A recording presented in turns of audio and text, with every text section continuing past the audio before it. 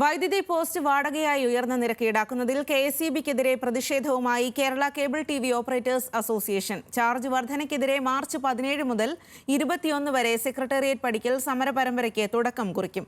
Cable TV ഓപ്പറേറ്റർമാരുടെ സമരത്തിന് Manjeshwaram MLA AKM അഷ്റഫും Kasaragod MLA NA നെല്ലിക്കുന്നും ഐക്യദാർഢ്യം പ്രഖ്യാപിച്ചു.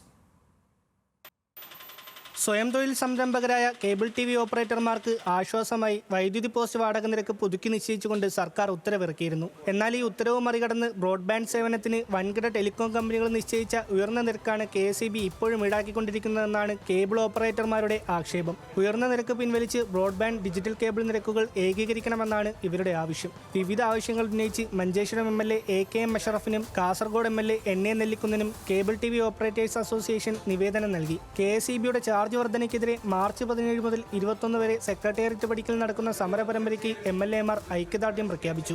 കേബിൾ മേഖലയെ തകർക്കുന്ന നിലയിലാണ് KSEBയുടെ ഇടപെടലുണ്ടാകുന്നതെന്ന് മഞ്ചേശ്വരം MLA AKM അഷ്റഫ്. വിഷയം മുഖ്യമന്ത്രിയുടെയും പ്രതിപക്ഷ നേതാവിൻ്റെയും ശ്രദ്ധയിൽ കൊണ്ടുവരുമെന്നും MLA പറഞ്ഞു. കേബിൾ TV ഓപ്പറേറ്റേഴ്സ് അസോസിയേഷൻ്റെ ഈ 17 മുതൽ 21 വരെ സെക്രട്ടേറിയറ്റ് പടിക്കൽ നടക്കുന്ന സമരത്തിൽ മഞ്ചേശ്വരം MLA എന്ന നിലയ്ക്ക് ഞാനും പങ്കെടുക്കുന്നുണ്ട്. ബഹുമാന്യനായ പ്രതിപക്ഷ നേതാവ് VD സതീശനോടും പ്രിയപ്പെട്ട മുഖ്യമന്ത്രിയോടും ഇക്കാര്യം തീർച്ചയായും അവരെന്നോട് ബോധിപ്പിച്ച കാര്യം അവരുടെ ശ്രദ്ധയിൽ കൊണ്ടുവരാനുള്ള ശ്രമം നടത്തും. നിയമസഭയിൽ കഴിയുന്നെങ്കിൽ ഈ വിഷയ സംബന്ധമായി സംസാരിക്കാനുള്ള ശ്രമം നടത്തും.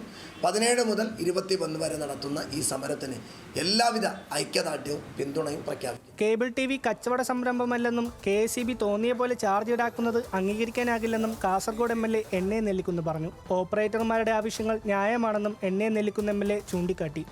എൻ്റെ ഓർമ്മ ശരിയാണെങ്കിൽ ഞാൻ MLA ആയതിനു ശേഷം ഈ കേബിൾ TV ഓപ്പറേറ്റേഴ്സ് നടത്തിയിട്ടുള്ള ഒരുപാട് സമരങ്ങളിൽ ഞാൻ ഭാഗവാക്കായിട്ടുണ്ട്. ആ സമയങ്ങളിലൊക്കെ എനിക്ക് തോന്നിയിട്ടുണ്ട്, എനിക്ക് പൂർണ്ണ ബോധ്യം വന്നിട്ടുണ്ട്, അവർ ഉന്നയിക്കുന്ന എല്ലാ ആവശ്യങ്ങളും 100% ന്യായമാണ് എന്ന്. ന്യൂസ് മലയാളം, കാസർഗോഡ്.